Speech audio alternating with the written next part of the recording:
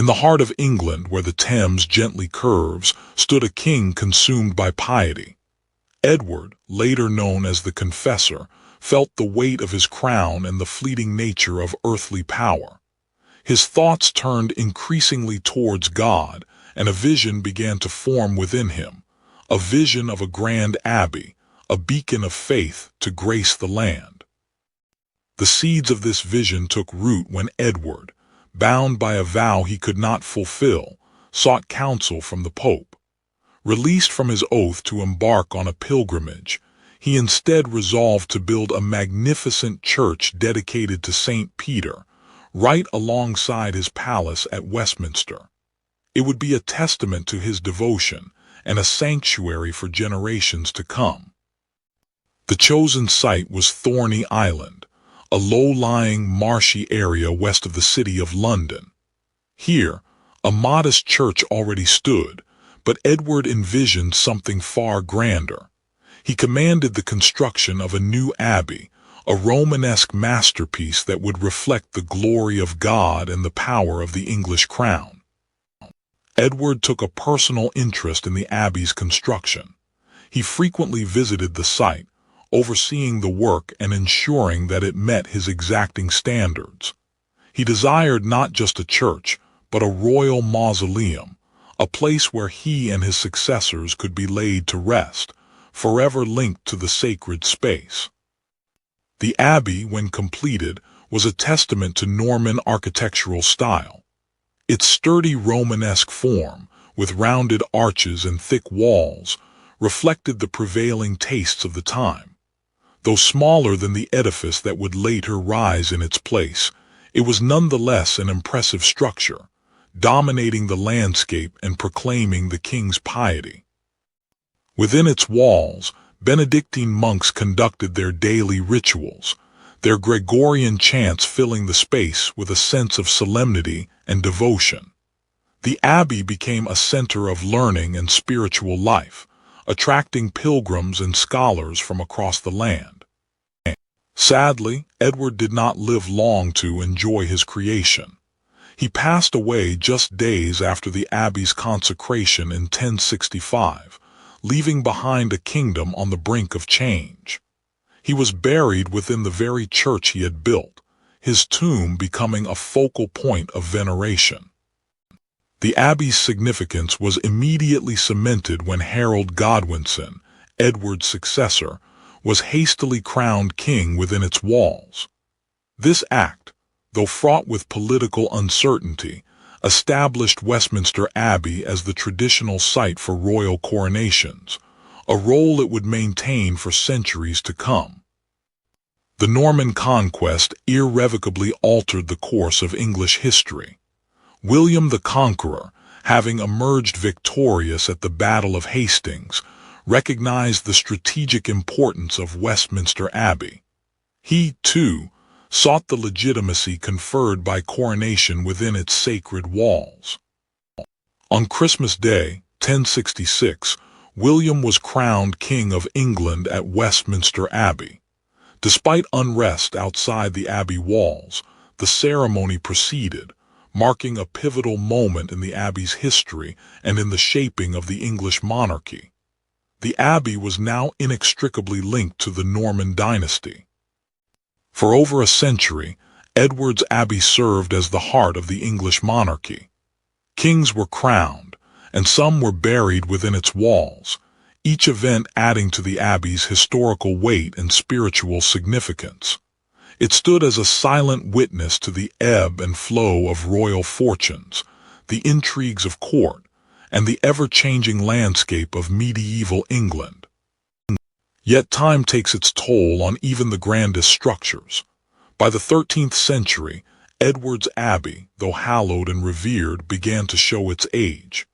A new vision was needed, a vision that would transform Westminster Abbey into a truly magnificent monument, fit for a king and for the glory of God. That vision would soon be brought to life by Henry III. The stones of Westminster Abbey, barely complete after Edward's fervent labors, stood witness to a seismic shift. The year was 1066. The king, entombed within his own creation, could not have foreseen the storm that was about to break upon his beloved England. The Battle of Hastings had been won. William, Duke of Normandy, a stern and ambitious man, now claimed the English throne. His victory brought not just a new king, but a new order, a new language, and a new way of life to the realm.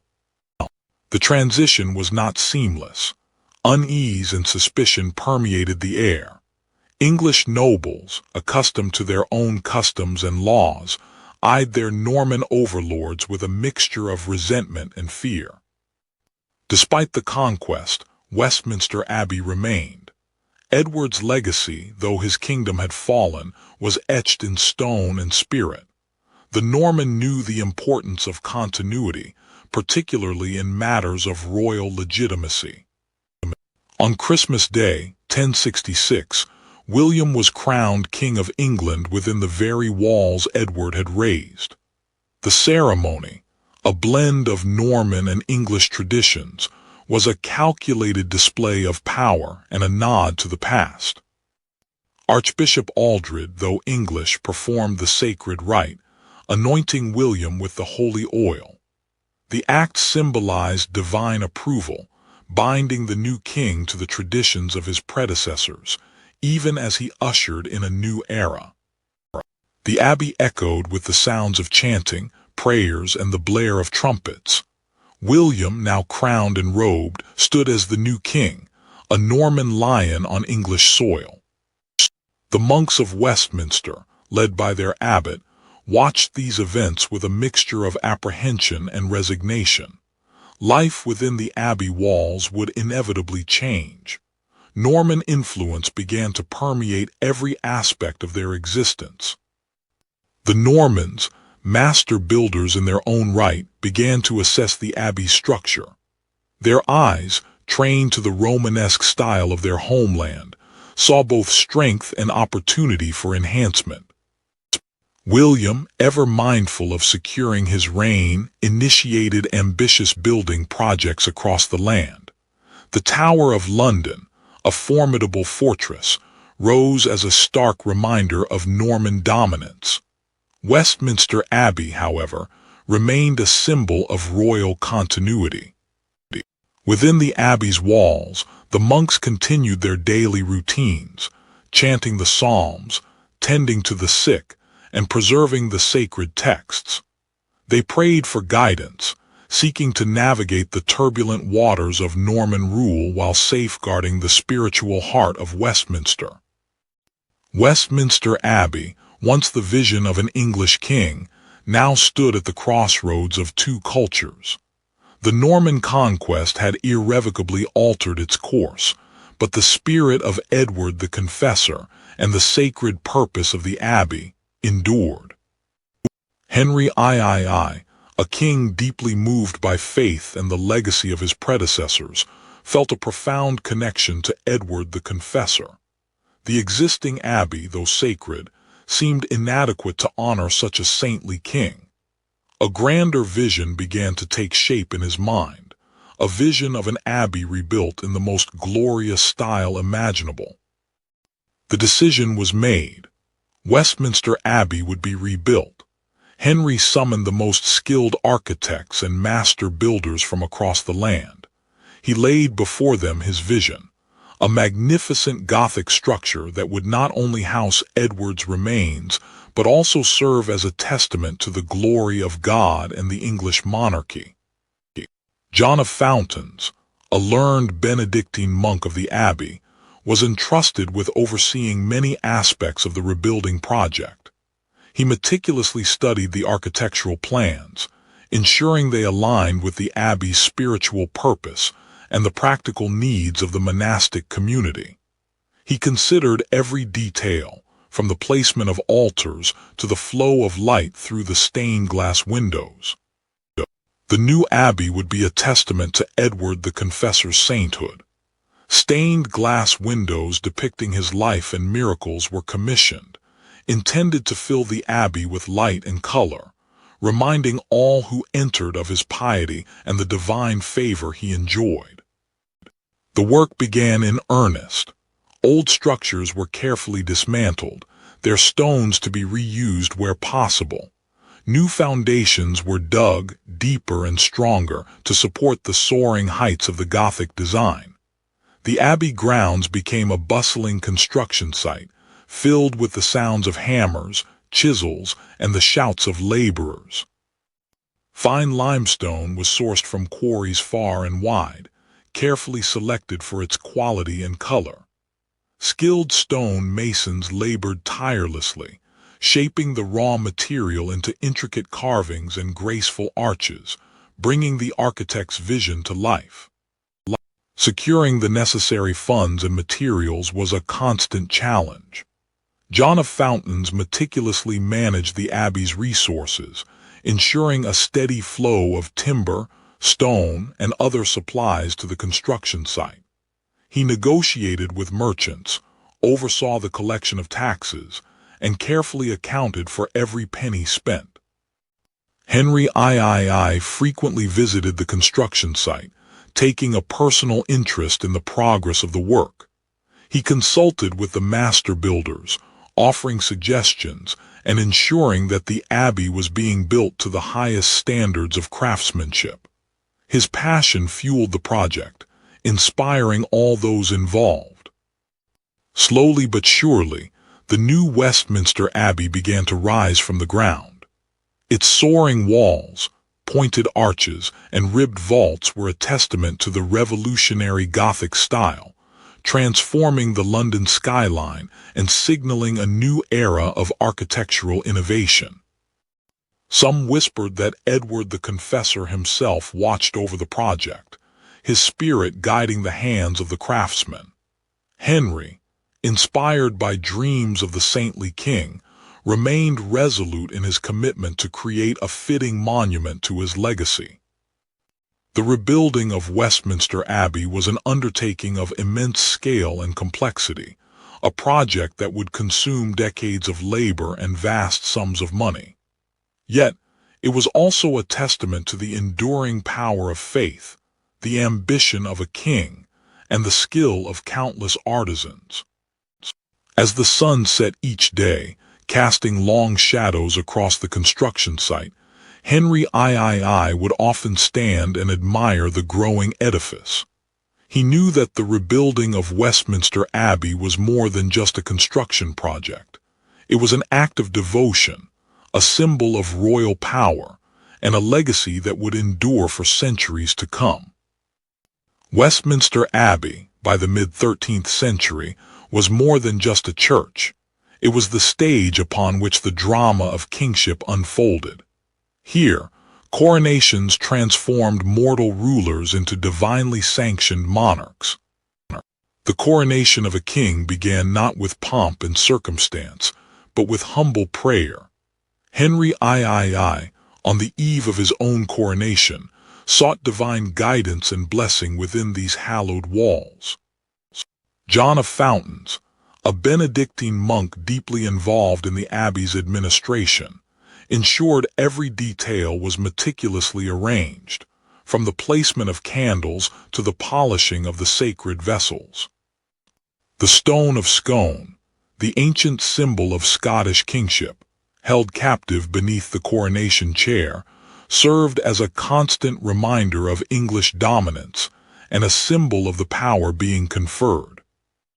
The procession began, Henry III resplendent in crimson, a color symbolizing both royalty and sacrifice. The weight of the crown, soon to be his, was already visible in his measured steps. The Archbishop of Canterbury, the spiritual leader of the realm, presented the crown of St. Edward, its weight representing the burdens and responsibilities of kingship, ready to place it upon the king's head. The moment arrived.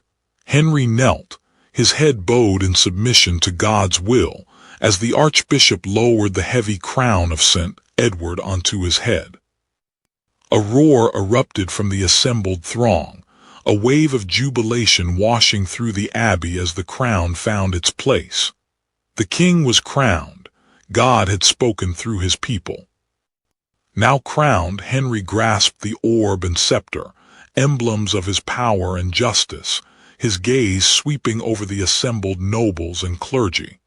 He was no longer just Henry, he was the king. One by one, the nobles knelt, swearing oaths of fealty and allegiance, their drawn swords glinting in the light. The bonds of loyalty, forged in blood and tradition, were reaffirmed. The choir swelled with voices, a triumphant hymn echoing through the vaulted arches, praising God and celebrating the coronation of their king. The very stones seemed to resonate with the music. From his resting place, Edward the Confessor, the Abbey's founder, seemed to watch over the proceedings, his legacy now intertwined with the fate of the newly crowned king. The coronation was complete, a new chapter in the history of Westminster Abbey and the English monarchy had begun. Westminster Abbey held not only the living but also the silent stories of kings and queens, etched in stone and marble. Foremost among these was the shrine of Edward the Confessor, a beacon of piety and the heart of the abbey. The shrine itself was a testament to devotion. Adorned with precious jewels and shimmering gold, it housed the remains of the saintly king, his earthly body transformed into a sacred relic. Pilgrims flocked to this holy place, seeking solace and miracles, their whispered prayers echoing through the centuries. Henry III, driven by his veneration for Edward, spared no expense in ensuring the shrine's magnificence. He envisioned it as a symbol of England's spiritual and royal power, a testament to the divine right of kings. As Henry's reign neared its end, plans began for his own final resting place. He desired a tomb that would reflect his piety and his role in rebuilding the abbey. The finest artisans were commissioned to create a masterpiece in stone. John of Fountains, deeply involved in the abbey's construction, ensured that the tomb's location was fitting, carefully chosen within the newly rebuilt sanctuary, near the confessor whom Henry so admired. Upon Henry's death, his body was laid to rest within the magnificent tomb. His effigy, carved with painstaking detail, captured his likeness, a peaceful expression on his face, hands clasped in eternal prayer. The tomb itself was a symphony of colors and materials. Rich Purbeck marble formed the base, adorned with intricate Cosmati mosaics, a dazzling display of geometric patterns crafted from precious stones. The trend of elaborate royal tombs continued. When Eleanor of Castile, the beloved queen of Edward I, passed, her tomb was commissioned, a testament to her husband's grief and affection. Its style reflected a shift towards more naturalistic depictions.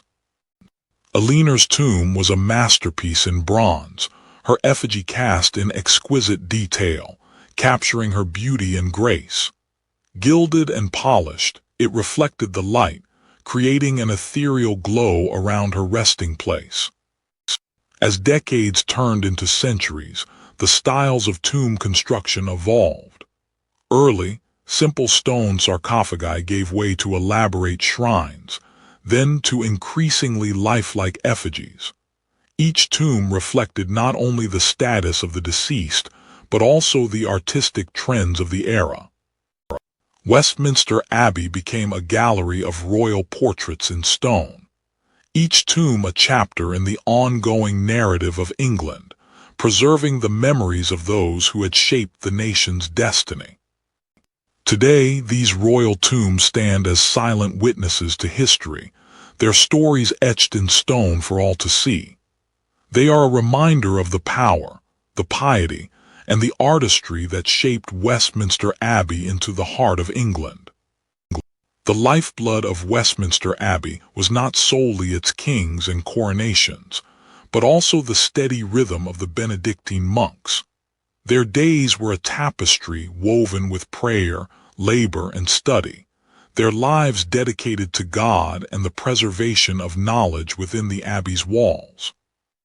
Each day began before dawn with matins, the first prayer service, followed by lauds as the sky began to lighten.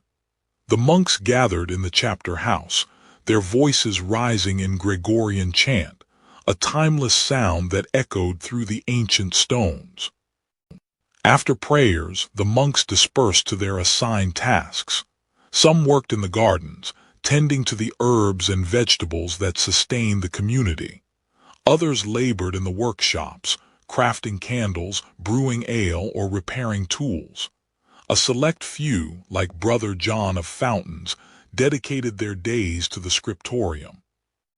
The midday meal, taken in silence while one of the brothers read aloud from Scripture, was a brief respite from the day's labors.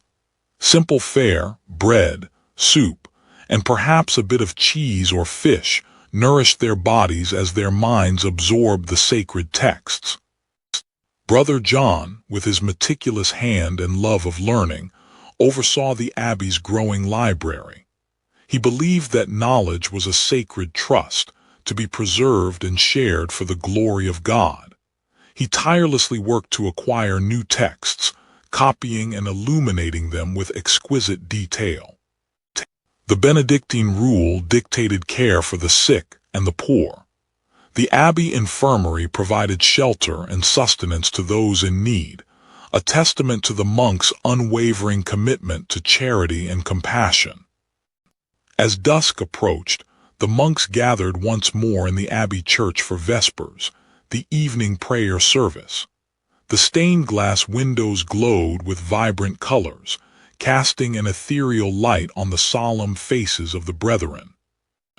After vespers, the monks retired to their simple cells for private reflection and study.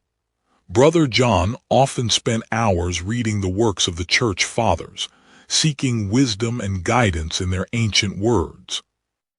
A light supper sustained them before Compline, the final prayer service of the day. Then, silence descended upon the abbey as the monks retired to their beds, their bodies weary but their spirits nourished by prayer and contemplation. Throughout the night, the abbey remained a beacon of faith, the sanctuary lamps casting a soft glow on the sacred space. The monks, even in their sleep, were a silent testament to the enduring power of prayer. Kings like Henry III often sought solace and guidance within the abbey's walls, recognizing the monks' profound connection to the divine. He understood that the spiritual health of the kingdom was intertwined with the piety and prayers of these humble servants of God. The monks of Westminster Abbey lived a life of quiet dedication, their days filled with prayer, labor, and learning. They were the keepers of knowledge, the caretakers of the sick, and the spiritual heart of the abbey, their legacy etched not in stone monuments, but in the enduring spirit of faith and service. The relationship between Westminster Abbey and the Crown was a delicate dance, a constant negotiation of power, influence, and resources. Henry III, ever pious, found himself increasingly reliant on the abbey, yet aware of the potential for conflict. John of Fountains, representing the abbey's interests, navigated the intricacies of royal favor with caution. The king's generosity was often tied to his expectations, and the monks were ever mindful of maintaining their independence. Royal patronage flowed to the abbey in the form of land grants, financial endowments, and privileges. These charters, signed with the king's own hand, solidified the abbey's position but also bound it more closely to the crown's agenda. Managing the abbey's resources was a constant challenge.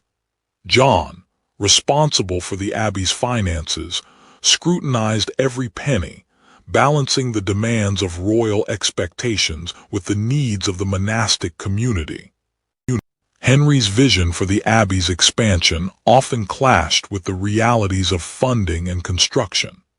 Disputes arose over the pace of the work, the quality of materials, and the allocation of resources. Conflicts over jurisdiction and autonomy were frequent.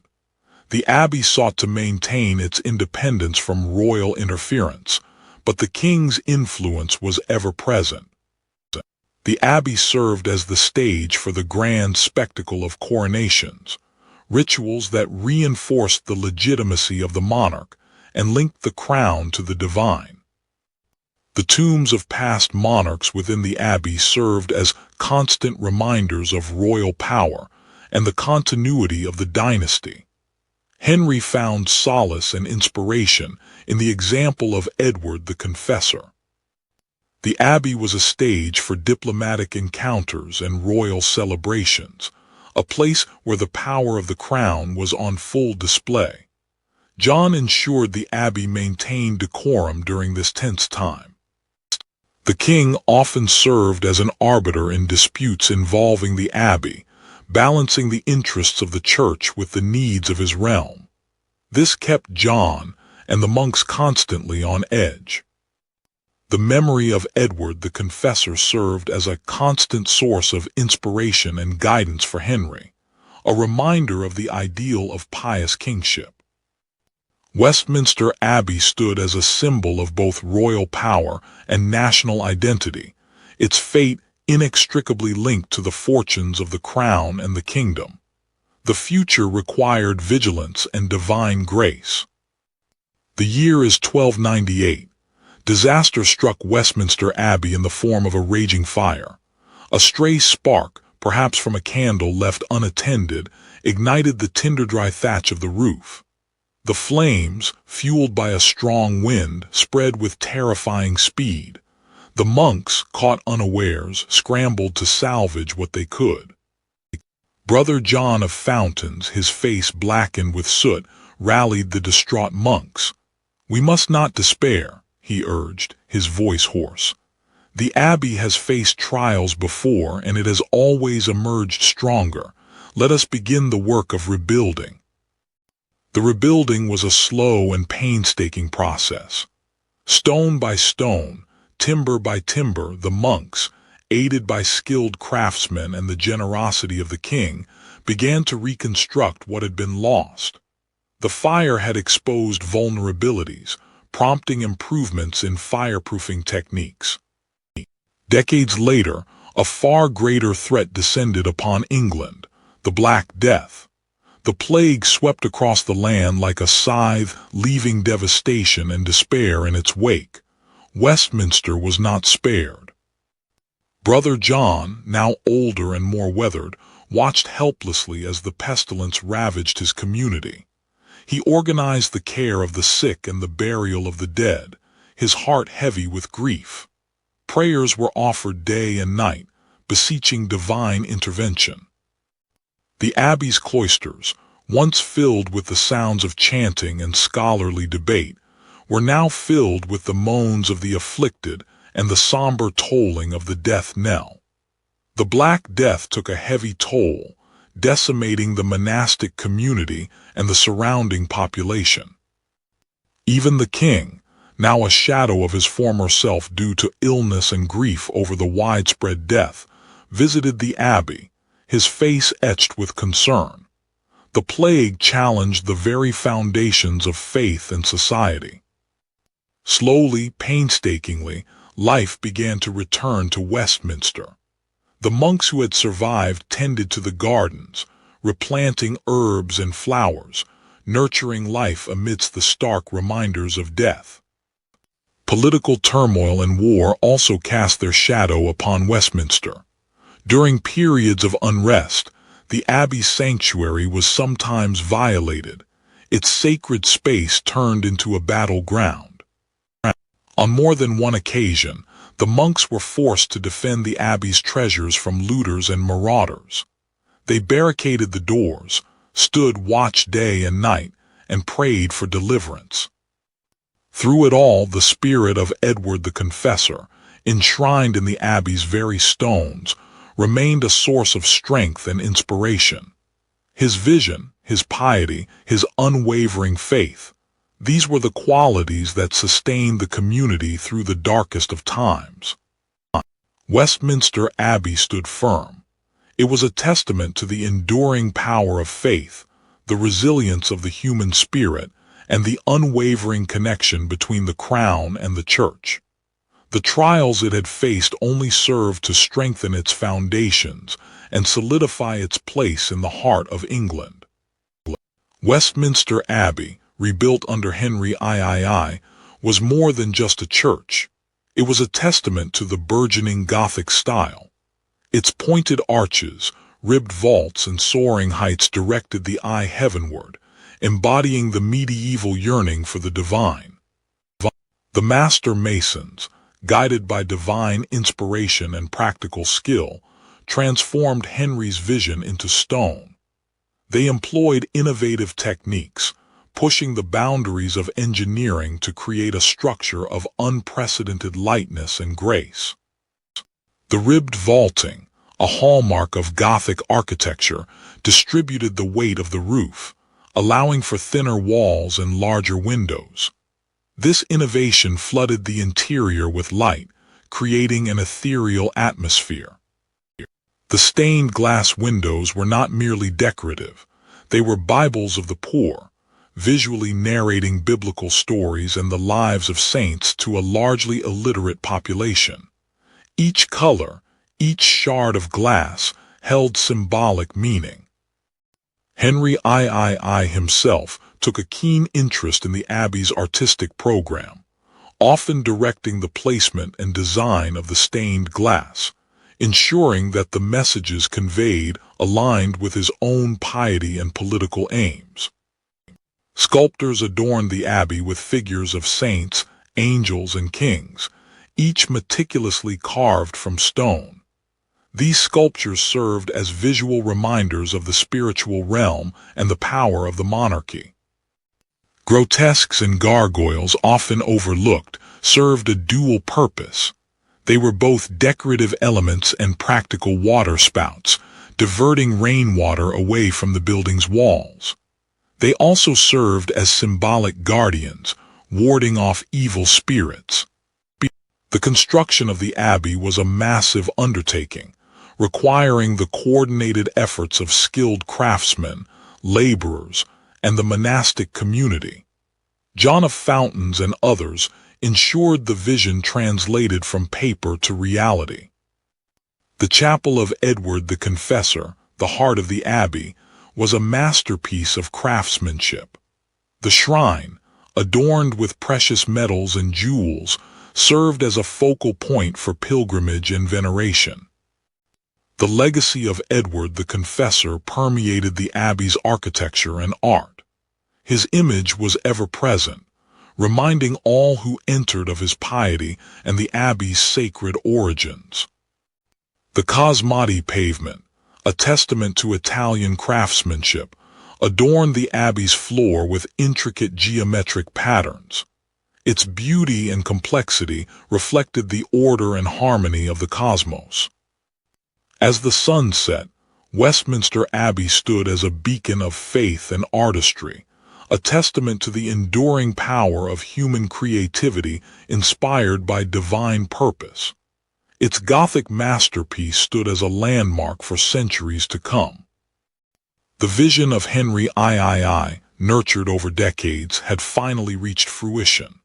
Westminster Abbey, reborn in glorious Gothic style, stood as a testament to his devotion and a beacon of royal power.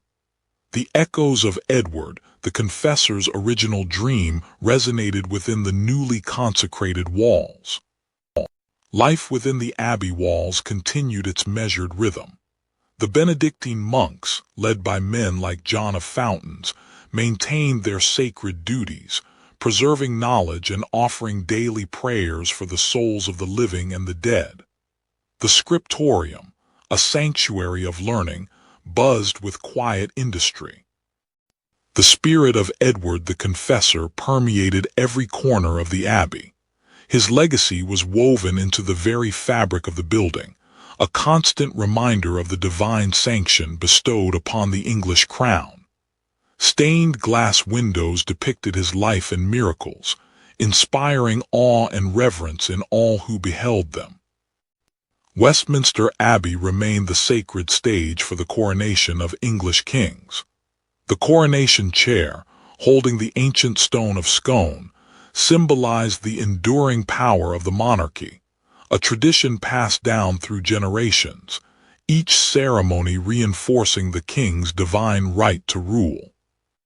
Kings and queens found their final resting place within the hallowed grounds of Westminster Abbey.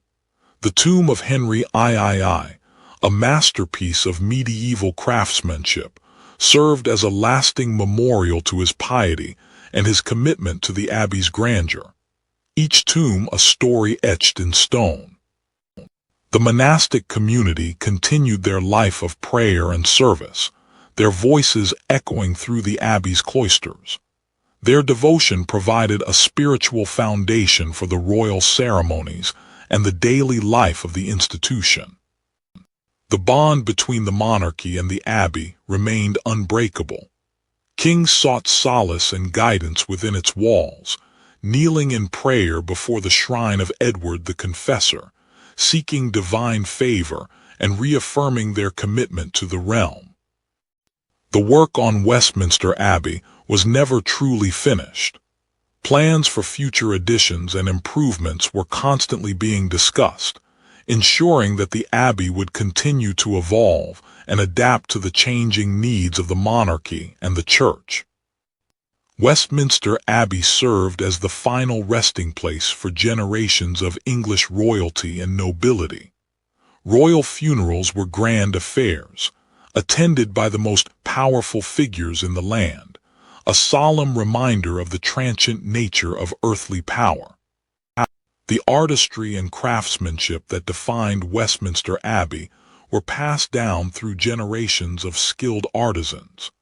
Young apprentices learned their trade within its walls, ensuring that the Abbey's legacy of beauty and grandeur would endure for centuries to come. Westminster Abbey became a place of pilgrimage, drawing visitors from across the land and beyond. Monks like John of Fountains guided pilgrims through its hallowed halls, sharing stories of kings, saints, and miracles, reinforcing the Abbey's status as a national treasure. As the medieval period drew to a close, Westminster Abbey stood as a lasting legacy, a chronicle in stone of kings, coronations, and tombs. Its enduring significance as a royal church, a coronation site, and a national monument ensured its continued role in shaping English history for centuries to come, the echoes of the past resonating into an uncertain future.